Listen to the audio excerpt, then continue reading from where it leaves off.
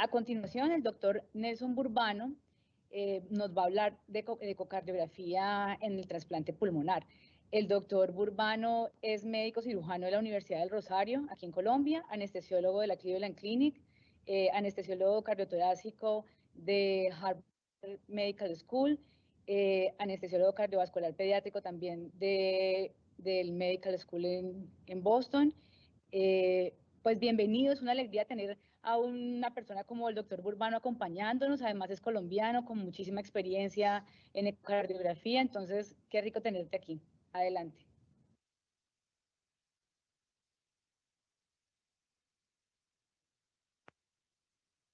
Hola a todos, mi nombre es Nelson Burbano, soy anestesiólogo cardíaco pediátrico y cardiovascular de adultos en Cleveland Clinic, en Ohio, Estados Unidos. Voy a hablar acerca de ecocardiografía transesofágica en trasplante pulmonar. Gracias a los organizadores por la invitación a dar esta charla. No tengo ningún conflicto de interés que sea relevante con esta charla. Para los objetivos de la charla vamos a responder estas preguntas que aparecen en la pantalla y este es el contenido de la charla. La he dividido en las 3 fases del procedimiento antes del trasplante, que incluye desde el momento de la incisión quirúrgica hasta el momento en el que se coloca el clamp de la arteria pulmonar, durante el trasplante, desde el clamp de la arteria pulmonar hasta la reperfusión de los pulmones implantados y después del trasplante o después de la reperfusión de los pulmones. Voy a empezar con un caso clínico de una mujer de 64 años con fibrosis pulmonar que viene a la sala de cirugía para un trasplante pulmonar bilateral. Tiene historia de esclerodermia, hipertensión pulmonar significativa, síndrome de vena cimitarra que fue corregido varios años atrás. Para los que no recuerdan, el síndrome de vena cimitarra es un drenaje pulmonar venoso anormal del pulmón derecho típicamente en la cava inferior. Este procedimiento fue corregido pues, con bypass cardiopulmonar, reconectando esta vena cimitarra a la aurícula izquierda donde debe estar. Esta es una de las primeras imágenes obtenidas durante el examen. Pueden ver aquí en la izquierda que el ventrículo derecho está dilatado. La función no es la mejor de todas. El anillo tricuspidio está dilatado, en diástole mide más de 4 centímetros y hay una cantidad significativa de regurgitación tricuspidia, como se ve en la imagen de la izquierda, con un jet bastante excéntrico. Viendo el Doppler espectral del jet de regurgitación tricuspidia, se dan cuenta que la imagen es bastante intensa cuando se compara con el flujo anterógrado a través de la válvula tricúspide y también que la velocidad de ese jet está elevado como es de esperarse en casos de hipertensión pulmonar. La vena contracta, mostrada aquí en esta imagen en la izquierda para el jet de regurgitación tricuspidia, es de aproximadamente 0.6 centímetros. Hay flujo sistólico reverso en las venas hepáticas debido a la severidad de la regurgitación tricuspidia. Y hay además una cantidad significativa de regurgitación pulmonar, como se ve aquí en esta imagen de la derecha. El ventrículo derecho de esta paciente entonces no solo está sometido a la sobrecarga de presión de la hipertensión pulmonar, pero también a una sobrecarga de volumen significativa dada por la regurgitación tricuspidia y también la regurgitación pulmonar. Hay varias preguntas relevantes a este caso clínico que quiero que ustedes piensen a través de la presentación. Y la respuesta para algunas de esas preguntas, el eco intraoperatorio nos ayuda a responder alguna de esas preguntas. La primera es, ¿ustedes sugerirían utilizar soporte mecánico para este tipo de cirugía o no utilizarlo? En caso de utilizarlo, ECMO, veno arterial o ir directamente a bypass cardiopulmonar, ¿qué piensan de la válvula tricúspide? ¿Recomendarían repararla o dejarla como está, a ver si mejora después del trasplante? Y finalmente, la pregunta más importante para la mayoría de los trasplantes de pulmón, ¿cuál es el riesgo de falla del ventrículo derecho? De acuerdo a las guías de la Sociedad Americana de Eco del 2003, estas guías tienen casi 20 años ya, la indicación de eco intraoperatorio en trasplante de pulmón es únicamente 2B. Y por esto es que todavía se encuentran varios grupos de anestesiólogos que no usan rutinariamente eco transesofágico para trasplante de pulmón.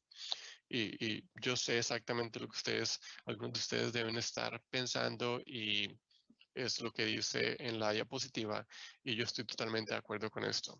Y el primer el primer mensaje importante que quiero que quede de esta charla es el eco transesofágico es la herramienta más importante de monitoreo que tenemos en estos procedimientos quirúrgicos y debe ser utilizado. No importa si es un pulmón unilateral fuera de bomba o si es un pulmón bilateral con la ayuda de ECMO o bypass cardiopulmonar, debe ser utilizado. Vamos a empezar entonces con la primera fase del procedimiento y el examen de base ecocardiográfico debe ser un examen completo, pero especialmente dirigido hacia estos 4 puntos que vamos a discutir en detalle. Empecemos entonces con la evaluación del ventrículo derecho. Esta es una lista de los datos más comunes que obtenemos para una valoración completa del ventrículo derecho y vamos a discutir algunos de estos con más detalle.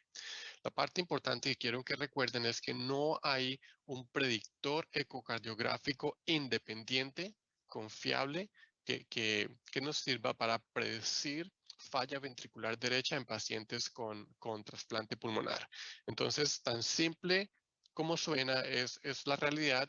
Entre más información obtengamos, más alta será la probabilidad de poder predecir este evento. Entonces, entre más hallazgos anormales obtengamos, más alta será la probabilidad de ese ventrículo de fallar en algún momento de la cirugía. Entonces, para evaluar el ventrículo derecho con el eco, utilizamos habitualmente estas 5 ventanas acústicas, 2 desde el esófago medio, 4 cámaras, entrada y salida del ventrículo derecho y 3 ventanas acústicas desde el estómago, transgástrico a nivel de la base del ventrículo derecho, transgástrico del tracto de entrada y salida del ventrículo y transgástrico del tracto de salida, mostrando aquí la válvula pulmonar en la parte inferior izquierda de la pantalla. La valoración visual es una de las cosas más comunes y más importantes que habitualmente hacemos cuando estamos evaluando el ventrículo izquierdo. El tamaño normal del ventrículo izquierdo es aproximadamente 2 hasta 2/3 partes de la longitud total del ventrículo izquierdo. Entonces, es un sistema bastante fácil de utilizar y de recordar para cuando lo utilizamos en la práctica clínica. Si el ventrículo derecho, entonces, si el ápice del ventrículo derecho se ve que se extiende más de 2/3 de la longitud del ventrículo izquierdo, pero no llega hasta el ápice del ventrículo izquierdo, decimos que la dilatación es leve. Si llega al mismo nivel del ápice del ventrículo izquierdo, decimos que la dilatación es moderada. Y si por otra parte se extiende más allá del ápice del ventrículo izquierdo, decimos que la dilatación es severa. Ahora, si quieren añadir datos cuantitativos para soportar la evaluación visual anterior, estos son los 5 datos que recomiendan las guías de la Sociedad Americana de Eco para valoración del ventrículo izquierdo. Desde el 4 cámaras podemos obtener el diámetro basal al final de la diástole, medio y longitudinal, y estos son los valores normales para esas 3 medidas. Y desde esta otra ventana acústica en la derecha podemos medir el tracto de salida proximal del ventrículo izquierdo y el tracto de salida distal a nivel de la válvula pulmonar. Y estos son los valores considerados normales para estas 2 mediciones. Es importante medir el grosor de la pared. Recuerden que es ideal hacerlo cuando el ultrasonido golpea la pared del ventrículo a 90 grados. Debemos estar perpendiculares. El gold estándar para esta medida es el transtorácico subcostal. Entonces yo lo que habitualmente hago es tratar de encontrar una ventana acústica que imita ese subcostal del transtorácico y medirlo ahí. Habitualmente lo hago desde el transgástrico basal del ventrículo derecho, la válvula tricúspide va a estar acá y se mide en diástole. Aquí estamos midiendo la pared inferior del ventrículo y aquí la pared anterior. También se puede obtener desde el transgástrico del tracto de entrada del ventrículo derecho. Aquí está la pared inferior, pared anterior, con la ojelueta posterior y la hojuela anterior, midiendo la pared posterior y la pared anterior al final de la diástole. Ese número debe ser de menos de 5 milímetros en un ventrículo derecho de grosor normal. El cambio en la fracción en el área del ventrículo derecho durante el ciclo cardíaco es otra medida importante, fácil de obtener y bastante confiable para determinar la función. Es una medida en 2 dimensiones. Se hace como se muestra en la imagen en la izquierda al final de la diástole. Se traza el borde endocárdico de ese ventrículo derecho, se repite la misma operación al final de la sístole y se utiliza esta fórmula que está en la parte inferior de la pantalla.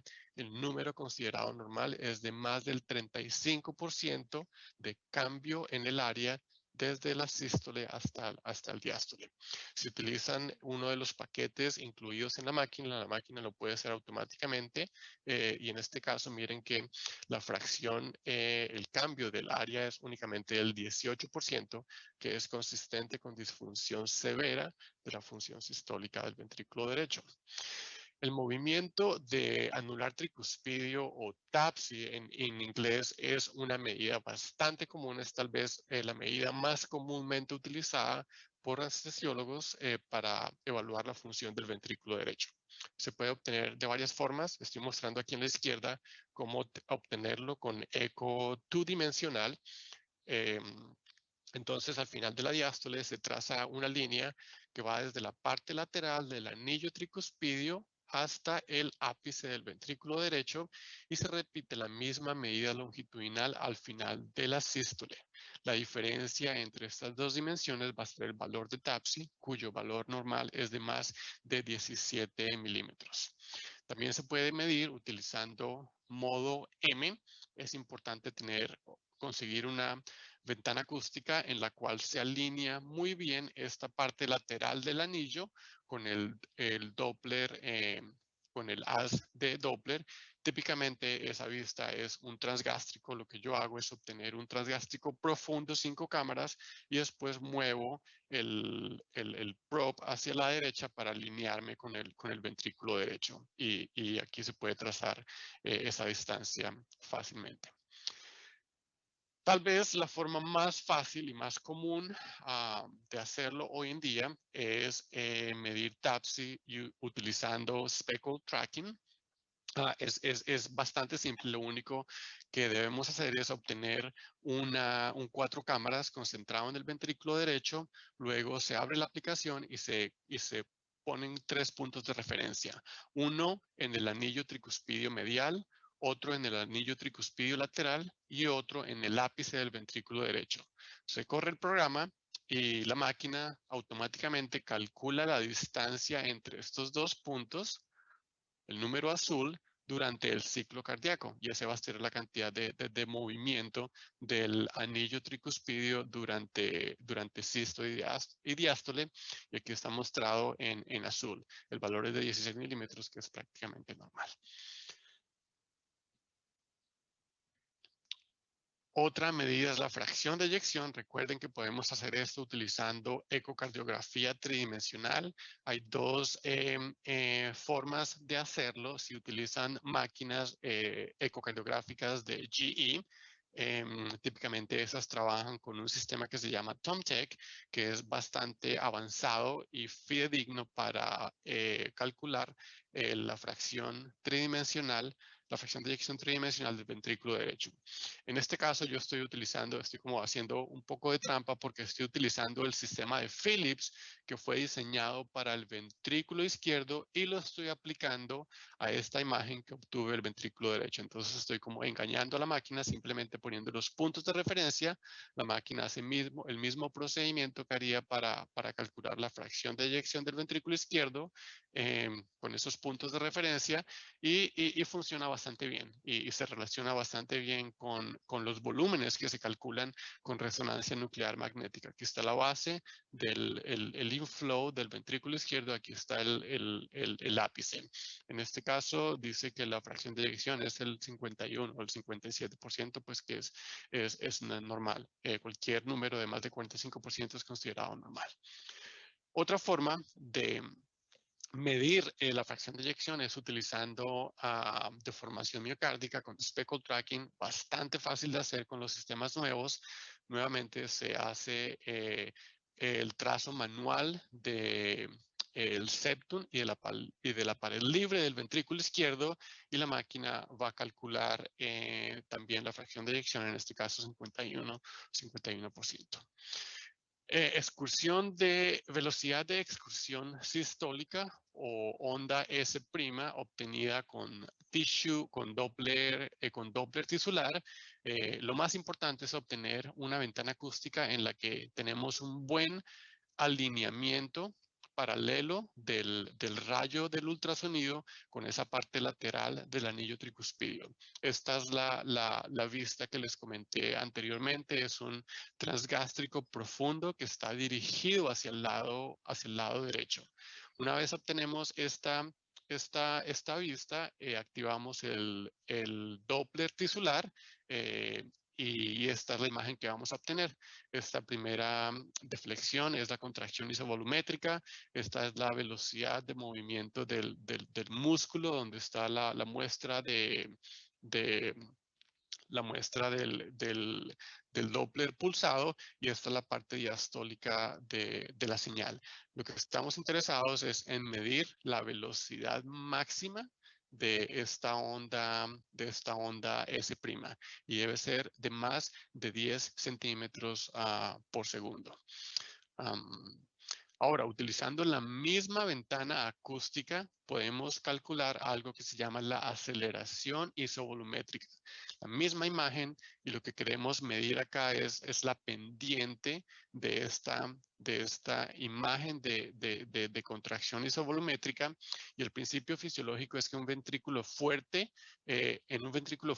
y sano, esta pendiente va a ser bastante empinada. Y la velocidad va a ser de más de 2.2 metros por segundo cuadrado.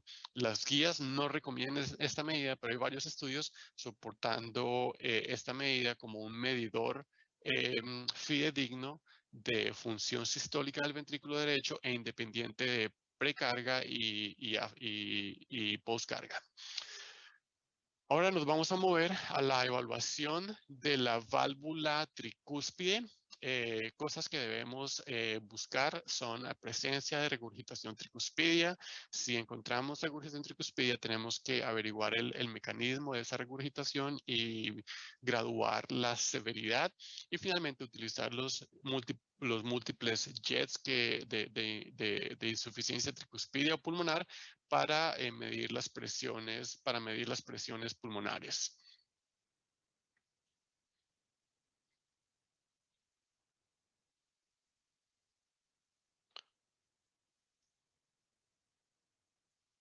La evaluación de la válvula tricúspide se hace con estas 5 ventanas acústicas, 3 derivadas desde el esófago medio, 4 cámaras concentrado en el ventrículo derecho, siempre con la ventana del Doppler color sobre la válvula tricúspide.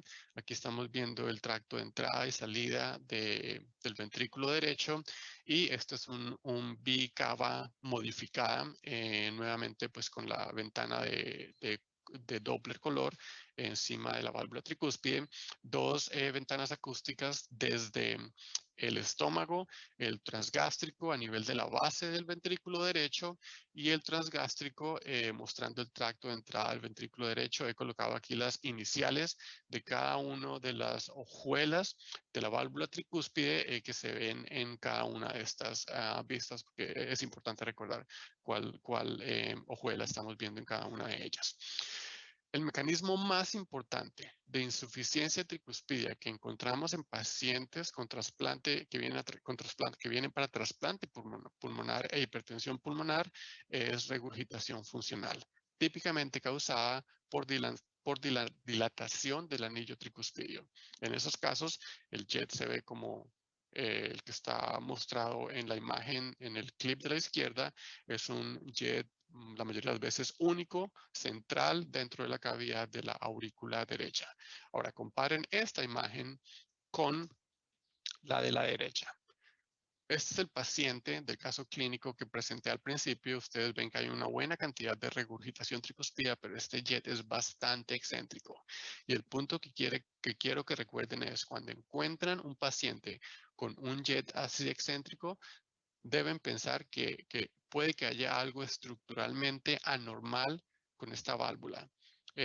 Y con eso me refiero, o la valva anterior o posterior se están prolapsando y el jet va en el sentido contrario de ellas, o la valva septal de la válvula tricúspide está restringida y por eso el jet se va hacia ella. Entonces es bien importante entender el mecanismo de regurgitación, especialmente cuando encontramos jets excéntricos.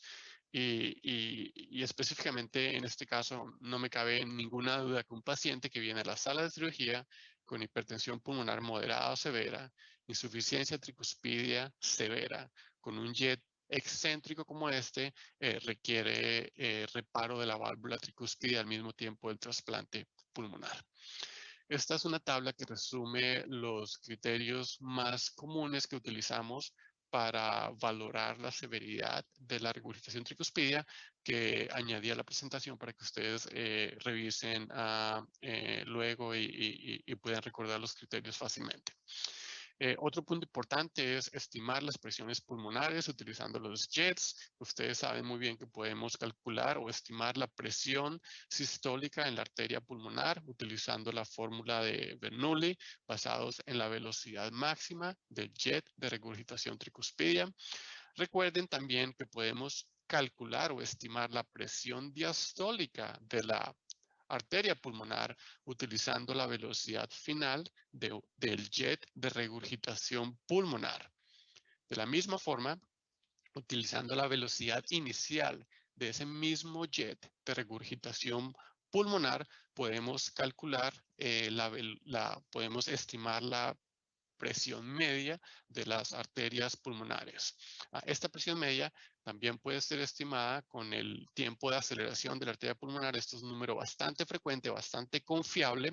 El principio fisiológico es simplemente medimos el tiempo que toma desde el inicio del QRS hasta el punto máximo de eyección de la arteria pulmonar en estos pacientes. Entre más alta sea la postcarga, porque la presión pulmonar está alta, más corto va a ser este tiempo. La fórmula, esta es la forma que utilizamos, poniendo el tiempo de aceleración para calcular la presión media pulmonar, pero más importante que la fórmula es recordar este número, 100 milisegundos. Típicamente cuando este tiempo de aceleración es menos de 10 milisegundos, eso se relaciona muy bien con hipertensión pulmonar moderada o severa. En la mayoría de los casos no tenemos que hacer esto porque estos pacientes vienen a la sala ponemos en la sala de cirugía un catéter de arteria pulmonar, pero es siempre bueno recordarlo en caso de que no tengamos un catéter de arteria pulmonar disponible. Ahora vamos a evaluar las venas pulmonares, el flujo y la localización anatómica normal. Recuerden que típicamente el flujo de las venas pulmonares tiene una predominancia sistólica, es un flujo fásico. de baja velocidad, típicamente entre 40 y 60 centímetros por segundo, y una característica importante es que regresa a la línea de base al final del ciclo cardíaco. Muchas veces uno de los primeros hallazgos en casos leves de estenosis pulmonar es que este flujo nunca regresa de nuevo a la línea de base. Es importante en el examen de base encontrar las 4 venas pulmonares antes de que haya distorsión anatómica debido a todo el movimiento pues, que se requiere del corazón y los pulmones durante la cirugía. Eso nos va a ayudar luego a encontrar las venas pulmonares luego de las anastomosis fácilmente.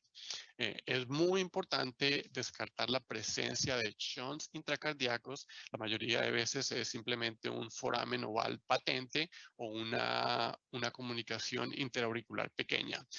No todo defecto tiene que ser cerrado antes del trasplante, básicamente depende del tamaño. Si es un PFO que es pequeño, seguramente no hay que cerrarlo, pero si estamos hablando de un foramen oval patente que con flujo continuo de derecha a izquierda, de tamaño significativo o un defecto interauricular, digamos, de medio centímetro, seguramente la recomendación es en algún momento entrar a bypass para cerrar ese defecto y prevenir el riesgo de embolismo paradójico durante el trasplante. En este caso, que estoy mostrando aquí en la derecha, desafortunadamente el diagnóstico del foramen oval permeable se hizo después de que se habían puesto los pulmones y ustedes ven unas cuantas burbujas de aire yendo del lado derecho hacia el lado izquierdo de la circulación. Ok, ahora nos vamos a mover a la segunda fase del procedimiento quirúrgico durante el trasplante, desde el momento del clamp hasta la reperfusión de los pulmones. El eco es bastante útil para asistir la canulación para asistencia mecánica, especialmente si es percutánea. Y muchas veces estos pacientes tienen bastantes catéteres y cables en el corazón derecho, entonces es importante asegurarnos que lo que estamos viendo, como en el caso de la izquierda, es la guía metálica sobre la cual se va luego a avanzar la cánula venosa. Esta cánula venosa que viene desde la femoral, desde la vena femoral, se ve aquí en la imagen de la derecha, atravesando la aurícula derecha en este B-cable view, y se ve que la punta está adentro de la cava superior. Típicamente queremos tener esa punta un par de centímetros dentro de la cava superior. Recuerden que estas cánulas tienen múltiples orificios, no solo en la punta, pero también más proximales a la punta, que ayudan al drenaje adecuado del retorno venoso sistémico. Falla del ventrículo derecho es una de las complicaciones más importantes durante este estadio del momento quirúrgico, especialmente con la aplicación del clamp de la arteria pulmonar. En la izquierda estoy mostrando un septum ventricular que se ve prácticamente normal antes de la aplicación del clamp, y en la derecha se ve un septum ventricular que está totalmente aplanado con movimiento paradójico, indicando falla del ventrículo derecho poco después de la aplicación del clamp de arteria pulmonar. Aquí ustedes pueden ver que no solo el ventrículo derecho está fallando, pero hay mínima contracción del ventrículo izquierdo también, con muy poca precarga, todo esto derivado de la falla del ventrículo derecho. Esta es una tabla que resume los hallazgos ecocardiográficos más comunes que encontramos en casos de falla del ventrículo derecho. Entonces lo que vemos es que si el ventrículo no estaba dilatado antes, se va a dilatar, o si ya estaba dilatado, se va a empeorar la dilatación. Lo mismo sucede con la regurgitación tricuspidia. Puede haber nueva regurgitación o empeoramiento de la regurgitación tricuspidia persistente, hipoquinesia de la pared libre del ventrículo derecho, el septum se ve plano con movimiento paradójico y finalmente se va a dilatar la aurícula derecha, se va a dilatar la vena cava inferior y la superior, y una vez el ventrículo derecho falla secundario a todo este proceso, la arteria pulmonar, por supuesto, también se va a dilatar porque se aumentan las presiones de llenado en la parte izquierda del corazón. Hipovolemia es otro hallazgo bastante frecuente. Miren, esto es lo que algunas personas llaman el beso de los músculos papilares. Básicamente hay un colapso total de la cavidad durante sístole debido a hipovolemia o a baja precarga. Ustedes ven que el septum ventricular está rectificado, está plano, pero el movimiento es relativamente normal. Ahora, hipovolemia o esta imagen puede ser vista en los estadios tempranos de falla del ventrículo derecho, porque si el ventrículo derecho falla, se disminuye la precarga para el izquierdo. Entonces, inicialmente se va a ver hipovolemia y luego se va a ver ese movimiento paradójico bastante anormal de la diapositiva anterior en el septum interventricular. Ahora pasamos a la última parte del procedimiento quirúrgico después de que los pulmones se han reperfundido, y estas son tres cosas bastante comunes que encontramos en esta fase. Embolismo aéreo, tenemos que, por supuesto, evaluar las anastomosis de las venas y de las arterias pulmonares. Yo diría que en 100% de los casos de trasplante pulmonar encontramos algo de aire pasando hacia la cavidad izquierda del corazón. Siempre hay un poco de aire residual dentro de la circulación dentro de la circulación del pulmón que se va a implantar. Y en la izquierda estoy mostrando un ejemplo de algo de una cantidad mínima de aire en la aurícula izquierda, pasando luego al ventrículo izquierdo, un poco más de aire en la imagen de la mitad, en la aurícula izquierda, en el ventrículo izquierdo, y definitivamente esta imagen en la derecha es algo que ningún equipo quirúrgico quiere ver. Es un embolismo aéreo masivo en el lado izquierdo del corazón, durante un caso de trasplante pulmonar bilateral con ECMO veno-arterial. Y estas es una lista de las causas más frecuentes de embolismo aéreo. Yo creo que estamos muy bien familiarizados con esta primera parte, pero hemos visto casos de embolismo aéreo significante en pacientes con entonantes de trauma debido a fístulas broncovenosas. Entonces siempre hay que tener eso en cuenta. Cuando evaluamos las anastomosis de las venas pulmonares, tenemos que evaluar el diámetro y la velocidad de Doppler a través de esa anastomosis, y esta diapositiva al final va a estar bastante llena, pero quería poner lado a lado todas las imágenes desde una vena normal hasta el otro extremo bastante anormal. Ustedes ven aquí en la izquierda que esta es la vena superior izquierda, creo. El diámetro de la vena se ve normal. Por normal quiero decir más de 5 milímetros. El Doppler color se ve laminar, y cuando medimos la velocidad aquí abajo vemos que la velocidad es de menos de 80 centímetros por segundo, lo cual es normal. La imagen de la izquierda muestra una vena un poco más pequeña, hay como compresión parcial o total durante el ciclo cardíaco, pero el Doppler todavía se ve aceptable, no se ve mucha turbulencia. Cuando medimos la velocidad, vemos que la velocidad pico de ese flujo pulmonar está un poco más alta, es 1.2 casi metros por segundo.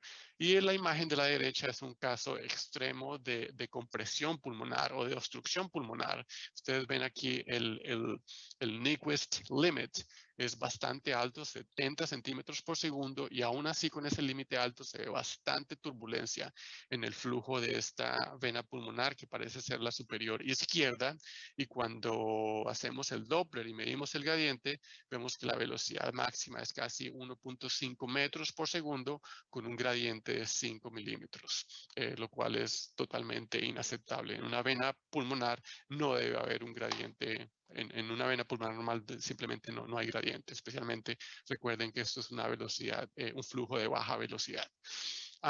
Y esta es una lista de los hallazgos más comunes en casos de obstrucción de venas pulmonares, diámetro de menos de 0.5 centímetros, una velocidad máxima o pico de más de 1 metro por segundo, flujo turbulento, como en este caso de la derecha en el Doppler, y presencias de trombos con oclusión parcial o total de la vena.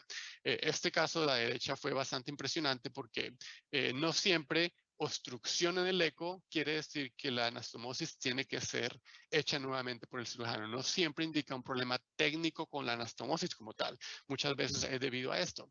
En este caso, los pulmones estaban tan edematizados que se estaban saliendo del pecho y eso producía un acodamiento de una de las venas pulmonares. Y nos dimos cuenta de esto porque cuando suspendíamos la ventilación, el gradiente, el flujo en el Doppler cambiaba bastante y el gradiente bajaba de 5 a 1 o no gradiente. Entonces lo que hicimos en este caso en particular es dejar el pecho abierto, esperar un par de días hasta que los pulmones se recuperaran, volvimos a la sala de cirugía, todas las venas pulmonares se vieron normales y el paciente se pudo cerrar sin ningún problema. El último punto que vamos a tocar es la anastomosis de las arterias pulmonares. Recuerden que típicamente con eco podemos ver la pulmonar principal y la pulmonar derecha, principal y derecha, acá utilizando cualquiera de estas dos ventanas acústicas, el eje corto de la aorta ascendente o el eje corto del arco aórtico. Recuerden que es bastante difícil en eco transesofágico poder ver el origen el origen o la arteria pulmonar izquierda, porque el bronco izquierdo se atraviesa anterior a ella y entonces no lo podemos ver. Cuando vemos la derecha, habitualmente lo que queremos ver es que el diámetro se ve normal. Por normal quiero decir al menos el 75% del otro segmento de la arteria pulmonar, y queremos ver que el flujo se ve laminar utilizando Doppler color. Muy bien, voy a concluir diciendo entonces que el uso rutinario de eco transesofágico en trasplante de pulmón está totalmente indicado. El examen de base debe ser completo, pero concentrado en la valoración del ventrículo derecho de la válvula tricúspide. Hay que localizar las venas pulmonares, medir los flujos de base y estar seguros que no hay shunts intracardíacos que deben ser cerrados antes o durante el trasplante.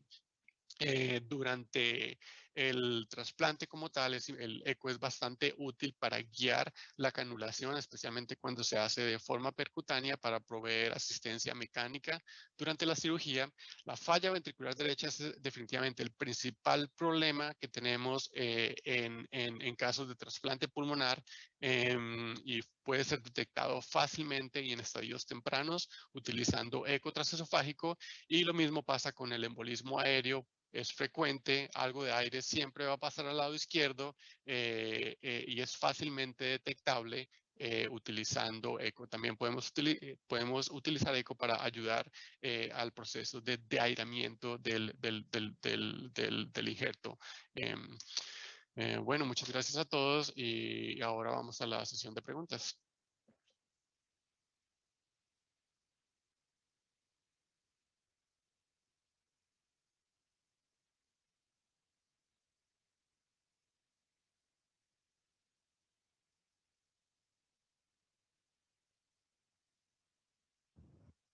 Nuevamente, buenas tardes a todos. Soy Indira Cujiño, soy anestesióloga del grupo de trasplante pulmonar de la Fundación Valle del Lili y el grupo de ECMO. Hoy les voy a hablar sobre los retos de la ventilación mecánica en el trasplante pulmonar. No tengo conflictos de intereses que declarar. Los cambios fisiopatológicos respiratorios y hemodinámicos que aparecen en el transcurso de la cirugía obligan a realizar cambios continuos en la programación de la ventilación mecánica. Como saben ustedes, los pacientes de trasplante pulmonar representan un reto en esa forma como lo ventilamos durante la cirugía. Y vamos a ver en el transcurso de la presentación los diferentes momentos.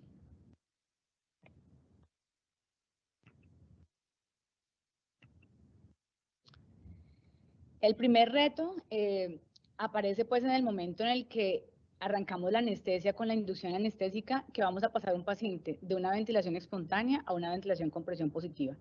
Esto genera cambios fisiológicos y hemodinámicos que pueden llevar en algunos casos incluso a colapso en el paciente.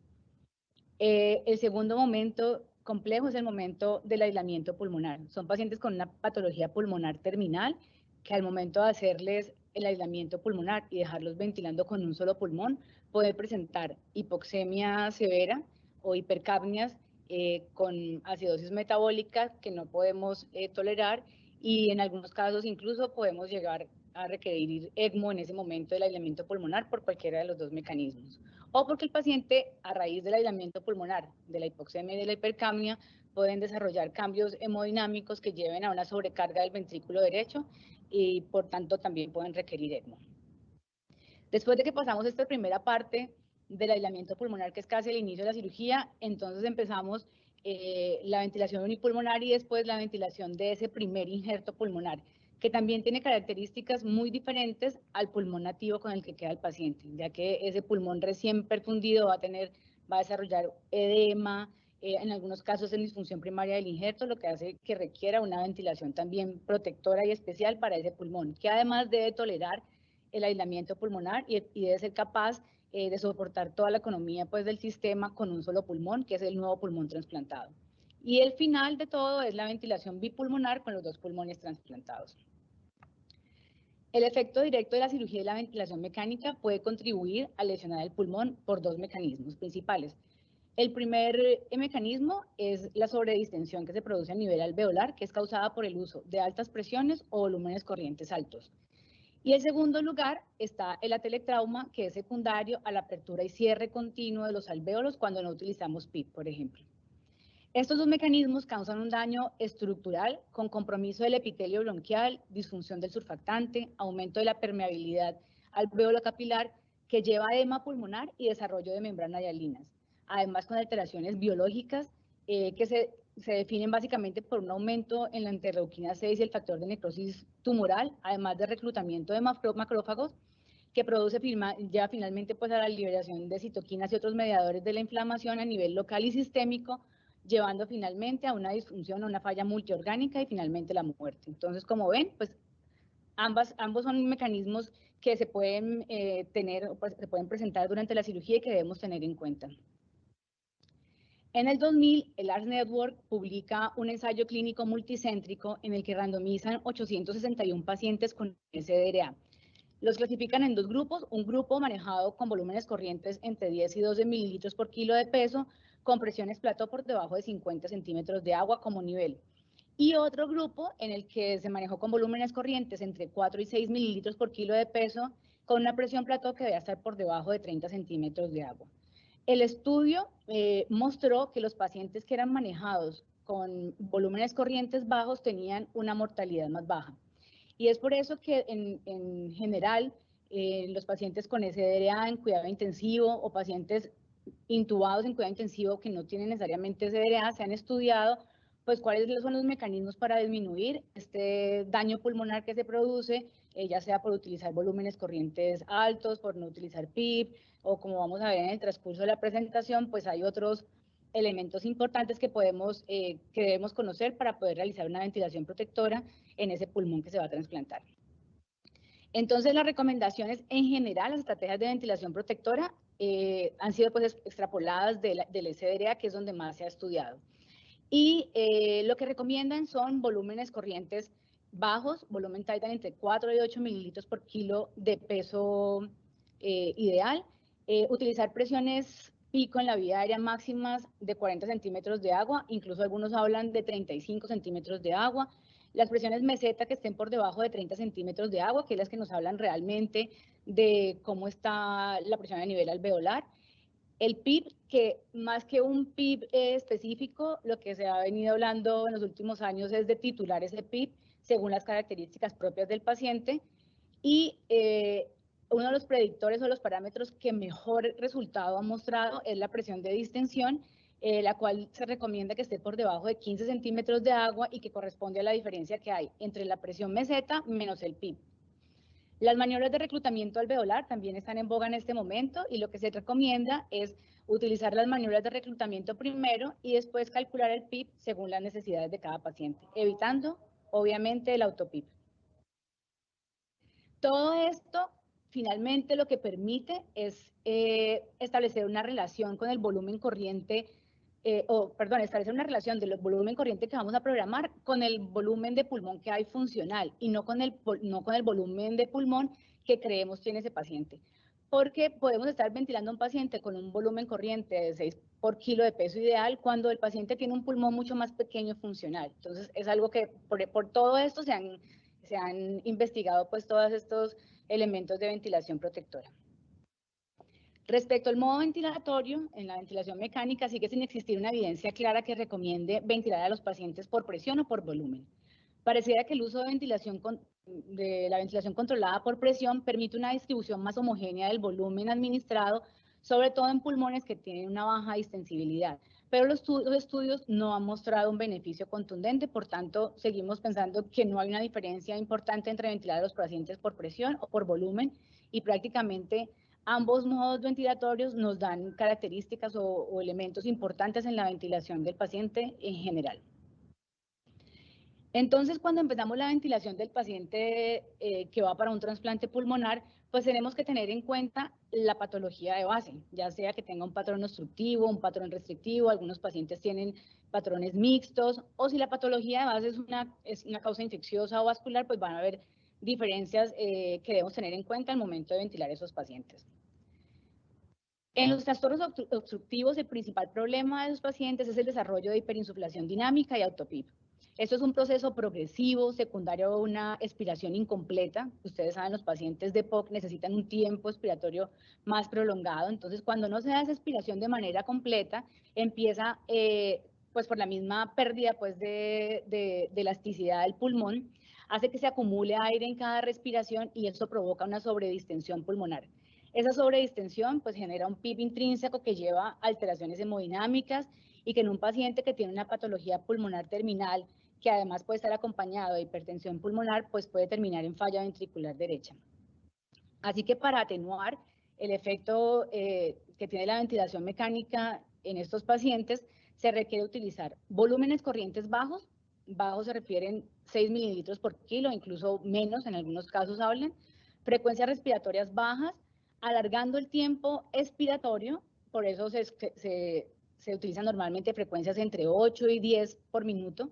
Una relación IE por encima de 1,3 que nos permita también un tiempo expiratorio más prolongado, y en general las características de la ventilación protectora: presiones meseta por debajo de 30, presiones de distensión menor a 13 centímetros de agua. Hay que tener mucho cuidado con las maniobras de reclutamiento alveolar, que en estos pacientes prácticamente están contraindicadas porque pueden llevar a disfunción ventricular derecha al utilizar presiones tan altas en la vía aérea, y tener mucho cuidado con el PIB. Prácticamente lo recomendado es no programar un PIB como tal, o si lo programamos que sean PIB bajos, más o menos de 5, nunca pasarnos de ahí, y si vamos a utilizar PIB, pues siempre estar muy pendiente de que no se empiece a generar pues todo este proceso de auto-PIB, pues. En el patrón restrictivo, los trastornos restrictivos, el principal problema es lograr ventilar de manera adecuada esos pulmones, porque la distensibilidad está tan disminuida que no permite insuflarlos adecuadamente. Así pues, podemos generar presiones muy altas en la vía aérea con volúmenes corrientes muy bajos. La recomendación entonces de nuestros pacientes es utilizar volúmenes corrientes de 6 mililitros por kilo, que es volúmenes bajos, frecuencias respiratorias altas para que nos ayuden a lavar el CO2, aumentar el tiempo inspiratorio siempre y cuando el tiempo expiratorio no lo permita, y las mismas indicaciones de ventilación protectora con presiones meseta menor a 35 y manteniendo unas presiones de distensión hasta 15 centímetros de agua. Las maniobras de reclutamiento aquí no es que estén contraindicadas, sino que no son eficaces, normalmente no son muy útiles. La eficacia es limitada y debemos individualizar el PIP como en todos los demás pacientes. En las enfermedades infecciosas, esta como tal puede tener un patrón mixto más que tener problemas. Realmente esos pacientes lo que generan es una gran cantidad de secreciones que hace difícil su manejo. Muchos casos recomiendan incluso en la literatura intubar a los pacientes primero con un tubo normal, hacer la aspiración de las secreciones y después sí intubarlos con un tubo de doble luz para poder lavar mejor todas esas secreciones. Y el problema que tienen básicamente la ventilación mecánica es que requieren estar siendo desconectados del ventilador para poder aspirar los pulmones, lo cual produce pérdida del reclutamiento alveolar y requerirían maniobras de reclutamiento alveolar cada vez que soltamos los circuitos anestésicos del paciente.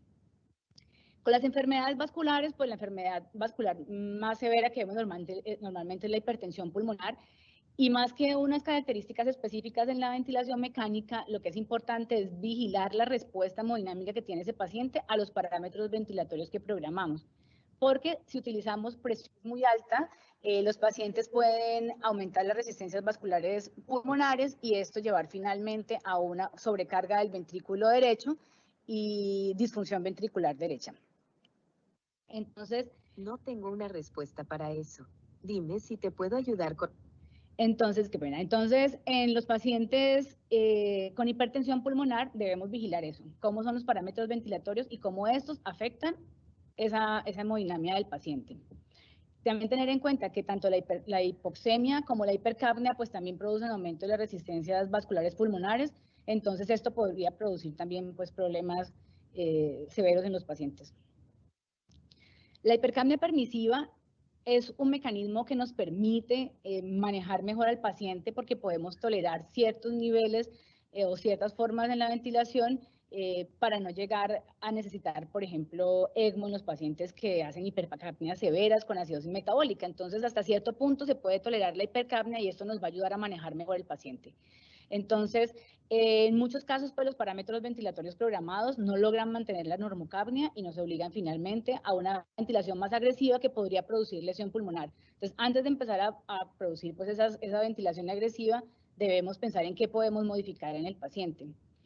La ventilación unipulmonar con frecuencia nos lleva a hipercapnia también, entonces tenemos que tenerlo en cuenta.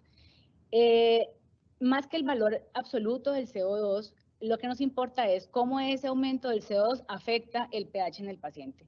Los pacientes normales con enfermedad pulmonar obstructiva crónica pueden vivir en la calle y normalmente tienen CO2 más altos sin cambios muy importantes a nivel del pH. Entonces, en cirugía deberíamos conocer primero cuál es el valor basal de ese CO2 del paciente, o al tomar los gases arteriales podríamos encontrar incluso pacientes con CO2 de 100 y con un pH que todavía nos permite tolerar esa hipercapnia permisiva. Algunos hablan de tolerar hasta pH de 7,2, otros de 7,25, los más conservadores, pero en general lo importante es ver el efecto hemodinámico que produce esa hipercapnia, ya sea aumento de las resistencias vasculares pulmonares, como hablábamos ahorita en el paciente con hipertensión pulmonar, o si existe alguna otra patología en el paciente que contraindique el uso de la hipercapnia, por ejemplo, los pacientes con patología a nivel del sistema nervioso central, que no es algo frecuente encontrarlo en la cirugía del trasplante pulmonar. ¿Y cómo hacemos la ventilación entonces del injerto pulmonar desde el donante? Eso lo quise meter en esta presentación sin que realmente el anestesiólogo se enfrente a este momento que es la ventilación del donante, pero sí porque sí debe conocer al menos las características en las que ese donante fue ventilado. Entonces, tanto la sobrecarga de volumen en la unidad de cuidado intensivo como la no utilización de parámetros de ventilación protectora pueden producir daños en el pulmón antes de ser trasplantado, y eso pues es un eslabón imprescindible que tenemos que tener en cuenta en los resultados finales del trasplante pulmonar. Por eso les traigo este estudio que habla sobre los efectos de las estrategias de ventilación protectora en relación con la capacidad o la posibilidad de donar órganos. Este es un ensayo clínico multicéntrico aleatorizado realizado en 2 unidades de cuidado intensivo entre España e Italia, en la que se demuestran los beneficios de las estrategias de ventilación protectora para donantes de órganos después de la muerte cerebral. El estudio involucró 118 pacientes que se aleatorizaron en 2 grupos. Un grupo con ventilación convencional que utilizaba volúmenes entre 10 y 12 mililitros por kilo con PIB entre 3 y 5, y un grupo de ventilación protectora que utilizaba volúmenes corrientes entre 6 y 8 mililitros por kilo con un PIB entre 8 y 10 centímetros de agua. La fracción inspirada de oxígeno se programó según la presión arterial de oxígeno que tenían los pacientes para que estuviera por encima o alrededor de 90 milímetros de mercurio, y la frecuencia respiratoria también se ajustó según el CO2. La conclusión de este estudio, y que me parece a mí muy interesante, es que después de 6 horas de haber presentado al paciente muerte cerebral, 32 de 59 pacientes en la ventilación convencional pudieron ser donantes de órganos, mientras que en el grupo de ventilación protectora, 56 pacientes de los 59, o sea, el 95% de los pacientes fueron elegibles para trasplante pulmonar. Y los pacientes que recibieron pulmones, o sea, los receptores que recibieron pulmones de pacientes ventilados con ventilación protectora en la UCI tuvieron una mejor supervivencia, una tendencia a una mejor supervivencia, 75 versus 69. Por ende, este estudio lo que nos muestra es que manejar a los pacientes con ventilación protectora, pues seguramente nos va a dar la posibilidad de tener más órganos para donación, más pulmones. Además de eso, encontraron que los pacientes ventilados en la estrategia de ventilación protectora tenían un menor aumento en los niveles de interleuquina 6 y factor de necrosis tumoral, y llegan a la conclusión de que una modificación simple en los entornos del donante asociada a ventilación protectora y maniobras de reclutamiento tienen un profundo impacto clínico. Este otro estudio es del grupo de trasplante pulmonar de la Universidad de Texas. En septiembre del 2001, ellos implementan un protocolo de gestión del donante SALT. Ese es en posibles donantes de órganos. Este protocolo lo que incluía era, además de las maniobras de reclutamiento alveolar, un manejo restrictivo de líquidos, el uso de diuréticos, bueno, y otras características, pero casi que lo más importante en este protocolo era la utilización de maniobras de reclutamiento. Esas maniobras de reclutamiento se utilizaron en pacientes que tenían PAFI por debajo de 300 o que tenían infiltrados alveolares en la radiografía de tórax o atelectasias. Después de las maniobras de reclutamiento, miraban el resultado, pues, y consideraban que si la PAFI mejoraba o las imágenes en la radiografía mejoraban, la maniobra de reclutamiento había sido exitosa. Y lo que miraron fue un antes y un después de la implementación de este protocolo. Las maniobras de reclutamiento en general consistían en manejar al paciente en ventilación controlada por presión, pero con presiones inspiratorias de 25 centímetros de agua máximo y PIB de 15 centímetros de agua durante 2 horas. Las tasas medias de adquisición de pulmones mejoró notoriamente con un valor que se considera significativo, 11.5 versus 25.5 después de haber implementado el protocolo. Por tanto, los protocolos, la implementación del protocolo se asoció con un aumento significativo en el número de donantes de pulmón sin comprometer la función pulmonar, la estancia hospitalaria o la supervivencia de los receptores. ¿Y cómo ventilamos entonces el injerto pulmonar desde el donante? Entonces, muchas publicaciones existen, hablan de la diferente utilidad, pues, que tiene los parámetros de programación del ventilador para disminuir los riesgos de estrés mecánico sobre el pulmón enfermo o en pacientes con pulmones sanos. Pero muy pocos trabajos se han hecho en pacientes con trasplante pulmonar. La mayoría, como les dije antes, eran extrapolados del SDRA. Entonces, finalmente, con todos estos trabajos, ¿cómo debemos ventilar al donante? Entonces, en esta revisión del New England Journal of Medicine nos hablan de las características de ventilación que son benéficas para los pacientes trasplantados, ya sea de corazón y pulmón, y lo que recomiendan es utilizar estrategias de ventilación protectoras con volúmenes tidal o volúmenes corrientes entre 6 y 8 mililitros por kilo, con PIB entre 8 y 10, y utilizar CPAP siempre que se vayan a hacer las pruebas de apnea, y utilizar también maniobras de reclutamiento alveolar siempre que se produzca desconexión del paciente con el circuito. En todo caso, lo que hablan ellos en esta revisión es que la ventilación con volúmenes altos en el donante es un factor de riesgo independiente para injuria pulmonar en el receptor y por tanto debemos tenerlo presente. Y la ventilación mecánica en el receptor. Entonces, ya pasamos del donante de órganos, nos vamos a centrar en cómo se hace la ventilación del receptor.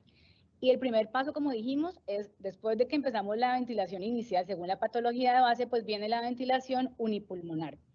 Respecto a la ventilación unipulmonar en el receptor, pues se ha hablado muchísimo sobre el volumen corriente a utilizar. No sé si la mayoría se acuerdan que en los textos antiguos, pues hace 10 años, tampoco es demasiado tiempo, 10 o 15 años se hablaba de utilizar volúmenes corrientes altos en la ventilación unipulmonar, volúmenes de 10 mililitros por kilo. Y lo que ellos hablaban en ese momento era que utilizar volúmenes corrientes bajos favorecían la aparición de atelectasias. Lo que se ha encontrado es que la utilización de volúmenes corrientes bajos sin PIP sí puede generar atelectasias, pero cuando lo adicionamos PIP a los pacientes, pues mejoran las características ventilatorias.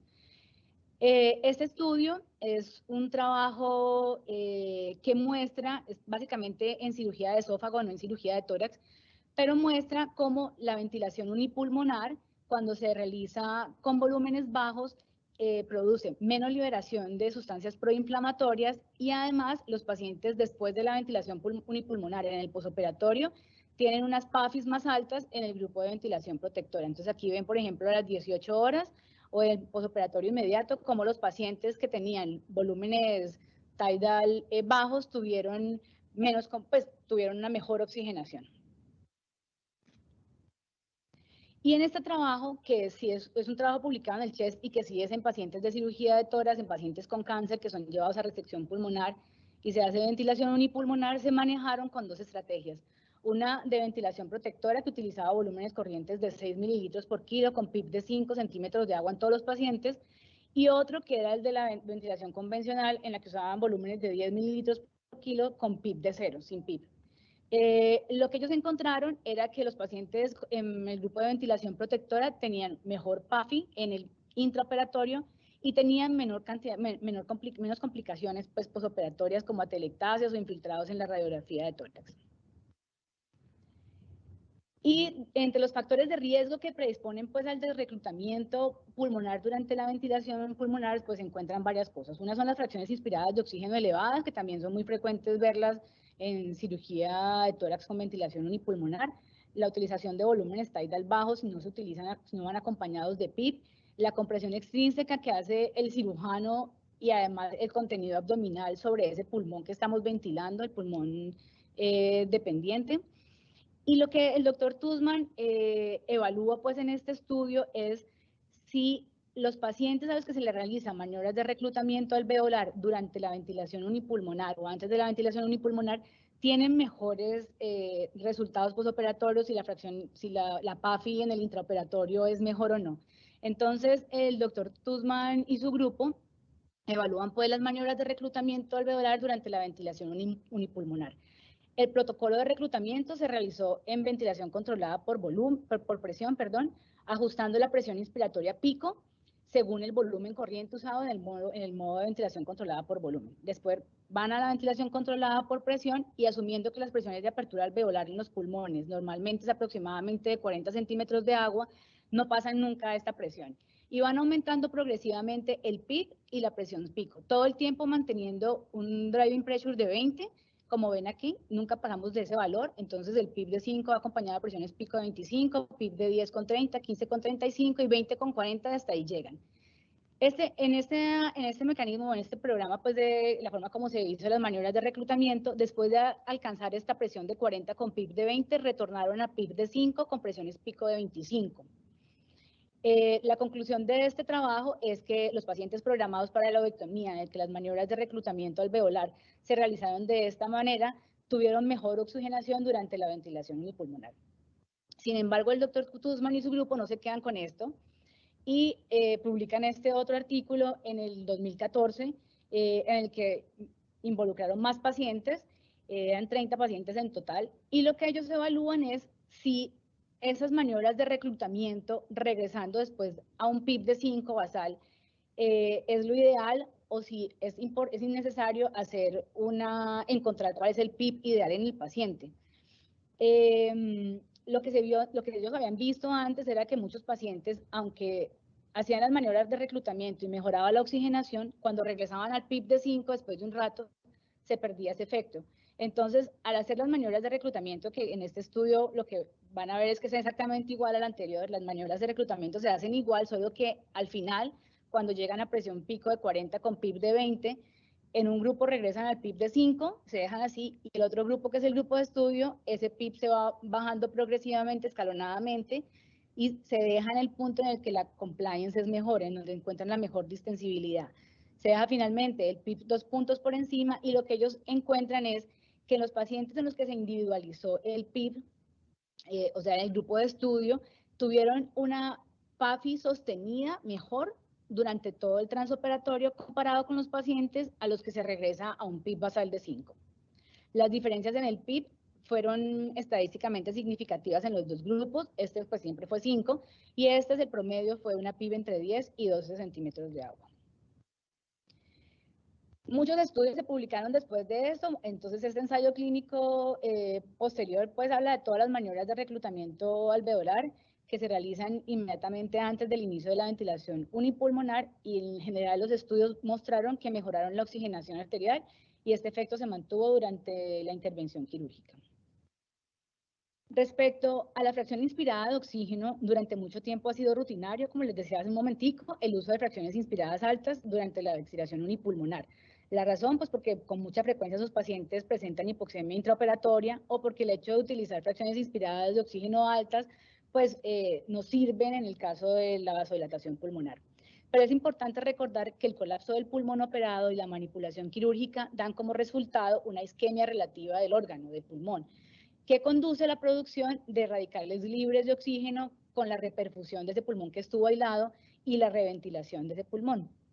Por tanto, cuando uno ventila a un paciente con fracciones inspiradas de oxígeno altas, después de haber estado colapsado, pues se unen estos efectos tóxicos de la hiperoxia con la injuria pulmonar y vamos a llevar a mayor daño pulmonar. Entonces es frecuente que si podemos ver pues que los pacientes que se les realiza ventilación unipulmonar con toda esta liberación de sustancias proinflamatorias, si le aunamos pues el efecto tóxico de la fracción inspirada de oxígeno, pues va a ser peor. Llegamos ahora a la ventilación del injerto pulmonar, ya directamente en el receptor. Y tal vez la complicación más importante que vemos en los pacientes trasplantados de pulmón es la disfunción primaria del injerto. Esa disfunción primaria del injerto se presenta o está reportada en porcentajes que son muy variables, ¿no? Hay datos de 10% en algunos grupos, hasta 57% en otros, y la diferencia entre esos valores pues, de presentación de la disfunción primaria del injerto tiene que ver con varias características o con varios elementos. Unos son características relacionadas con el donante, otras relacionadas con el receptor, y hay otros factores relacionados con el perioperatorio, con todo lo que está alrededor de la cirugía. Respecto al donante, tenemos la edad, el antecedente de tabaquismo, los pacientes que han tenido broncoaspiración pulmonar, el trauma de tórax. Entonces, esos son como factores propios del donante, además de lo que les decía, de la ventilación, si se utilizó o no ventilación protectora, la sobrecarga de volumen antes de cirugía. En el receptor hay otros factores asociados que son el índice de masa corporal, los pacientes que tienen índice por encima de 30, pacientes con hipertensión pulmonar, la enfermedad de base tiene relación, mayor o menor relación con la disfunción primaria del injerto y la hipertensión pulmonar es una de las patologías que más relación tienen con disfunción primaria. En relación con las cosas que están alrededor pues, de la cirugía, el hecho de transfundir a los pacientes durante el intraoperatorio o previo a la cirugía, la utilización de bypass cardiopulmonar, el tiempo de isquemia de ese pulmón antes de ser trasplantado, todo eso pues, y los elementos que utilizamos para protección pulmonar en el perioperatorio pues también están relacionados con la disfunción primaria del injerto. Como les he dicho, todo esto está extrapolado a los pacientes con SDRA, pero la razón es porque el SDRA se parece mucho a la disfunción primaria del injerto. Los pacientes, en el grado 3, los pacientes tienen PAFIs por debajo de 200, con infiltrados alveolares bilaterales, y por eso las recomendaciones en estos pacientes hasta ahora es manejarlos como si fuera un paciente con SDRA. Es decir, los mismos volúmenes corrientes bajos, reclutamiento alveolar, niveles altos de PIB, o PIB individualizado según cada paciente, utilizar presiones meseta protectoras, lo mismo que la presión de distensión por debajo de 15 centímetros de agua y restricción de volumen, igual que en los pacientes con SDRA.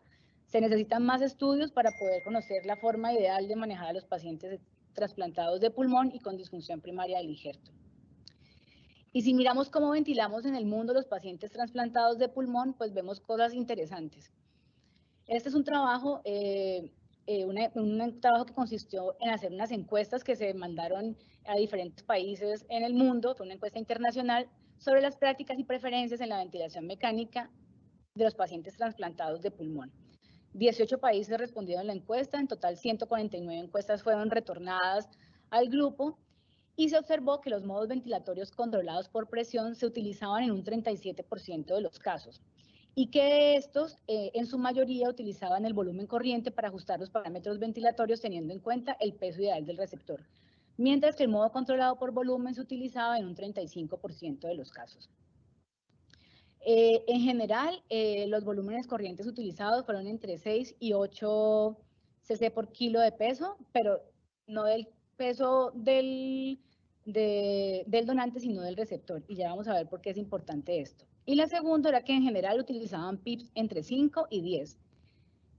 La mayoría de los pacientes, como les conté, fueron ventilados teniendo en cuenta los parámetros del receptor y no del donante.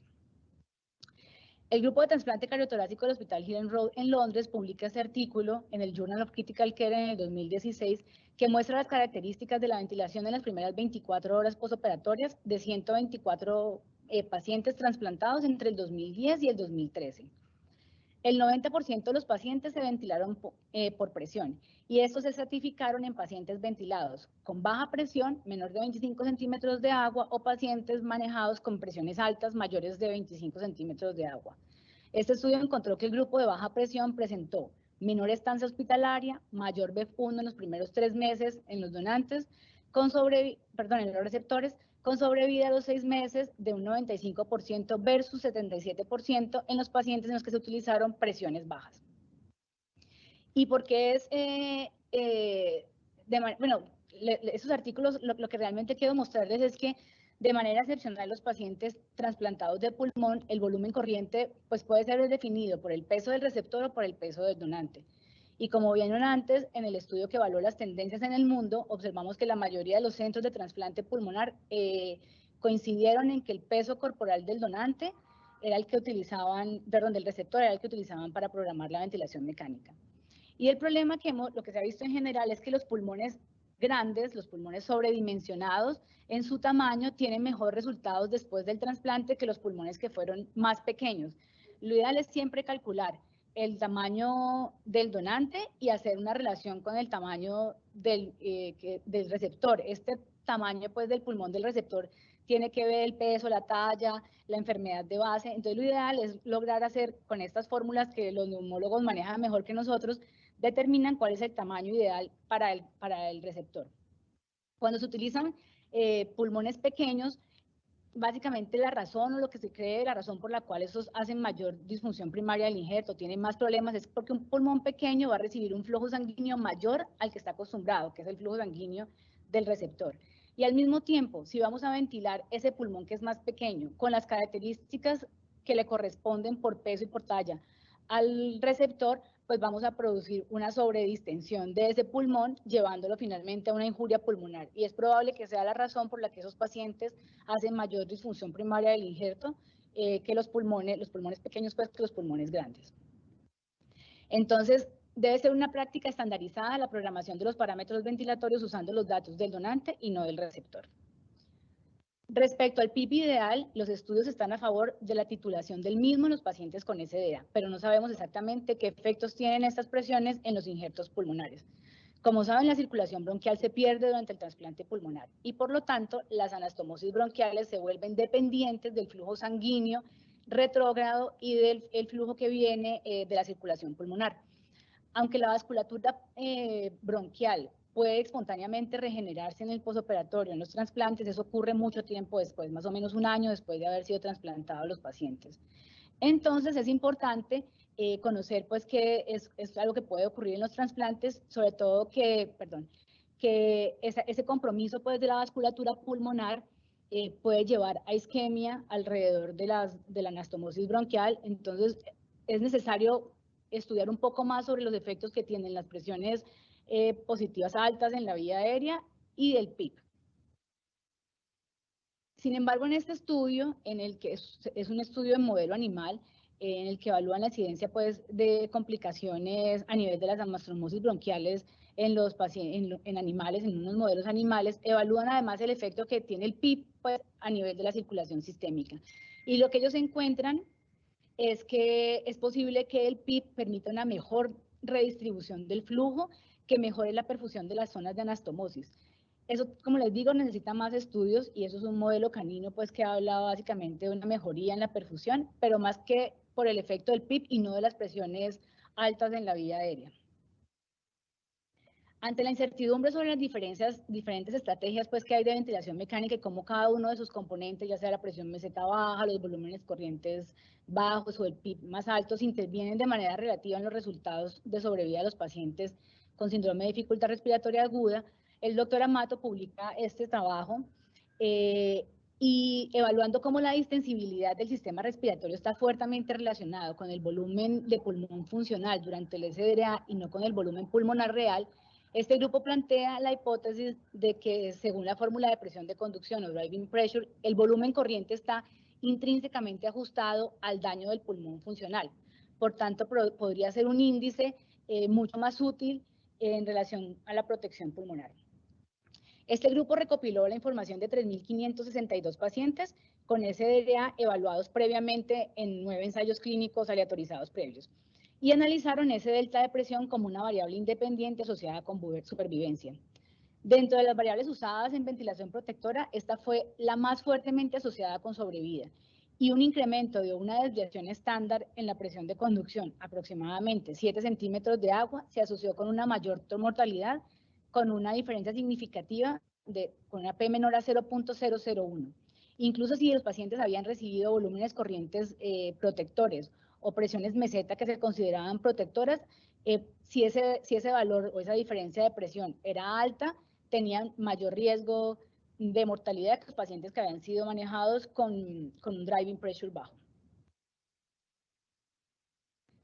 Bueno, todo esto fue en relación a cómo se ventilaba pues ese injerto pulmonar, las recomendaciones de cómo ventilar el injerto pulmonar, y ya llegamos al final de la cirugía cuando tenemos que ventilar los dos pulmones. Entonces, en el momento de la ventilación bipulmonar podemos encontrar en los trasplantes a los pacientes que se les ha hecho trasplante unipulmonar, el momento en el que se ventilan los dos pulmones, pues tenemos un pulmón trasplantado versus un pulmón nativo. Ese pulmón trasplantado pues tiene algunas desventajas en relación con el pulmón nativo, sobre todo en los pacientes con enfermedad pulmonar obstructiva crónica, porque el pulmón trasplantado va a presentar el edema pues normal de la reperfusión, lo que hace que tenga una menor distensibilidad comparado con el pulmón enfisematoso.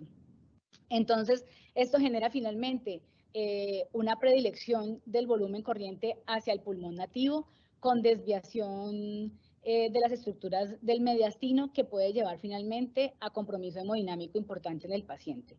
Nosotros en el trasplante no lo vemos con mucha frecuencia, sobre todo porque el momento en el que ventilamos el paciente con los dos pulmones es prácticamente al final de la cirugía. Es un problema que ven con mayor frecuencia en la unidad de cuidado intensivo, pero que nosotros debemos tener presente en el trasplante unipulmonar, pensando en que esos pacientes deben ser extubados tempranamente. Entonces, el manejo anestésico debe estar enfocado a esa extubación temprana de los pacientes que pueden llegar a tener un compromiso diferencial en la ventilación según la patología de base y según las características del pulmón que se haya trasplantado. En conclusión, para cada uno de los retos a los que nos enfrentamos se han estudiado los efectos de la ventilación protectora y pareciera estar recomendado en todos los casos. Faltan más estudios en los pacientes pues en el contexto del paciente o del injerto pulmonar. Por tanto, gran parte de nuestra energía debe estar enfocada en la ventilación protectora para no aportar factores que aumenten el riesgo de infusión primaria del injerto en estos pulmones. Entonces, la recomendación, nuevamente les traigo este cuadrito que lo teníamos al principio, pero es para que no se nos olvide, debemos manejar volúmenes corrientes bajos de 4 a 8 mililitros por kilo de peso ideal y tener en cuenta el peso del donante y no del receptor. Utilizar presiones máximas en la vía aérea por debajo de 40 a 35 centímetros de agua, presiones meseta también protectoras por debajo de 30 centímetros de agua. Acuérdense que el valor que mejor resultado mostró en relación con mortalidad de la presión de distensión o el driving pressure, que esté por debajo de 15 centímetros de agua. Titular el PIB después de realizar maniobras de reclutamiento alveolar y evitar siempre el autopIB. Utilizar fracciones inspiradas de oxígeno lo más bajas posibles y en lo posible utilizar o aprovecharnos pues de este mecanismo de hipercapnia permisiva que nos puede ayudar a utilizar parámetros más bajos y hacer ventilación protectora.